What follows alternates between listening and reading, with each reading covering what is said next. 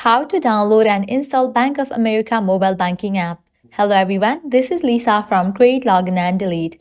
Now let's get started. Launch your Play Store or App Store.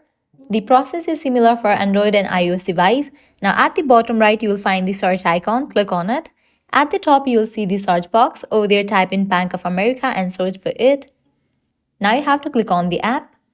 Bank of America is one of the world's leading financial institutions serving individual, small and middle market businesses, large corporations, and governments with a full range of banking, investment management, and other financial and risk management products and services.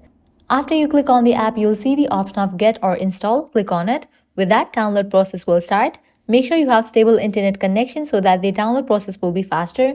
After completion of its download process, you can open this app, log into your account, and use it. So that's all for this video. This is how you can easily download and install the Bank of America mobile app. At the end, if you guys find this video helpful, don't forget to like, share and subscribe to our channel. Thank you.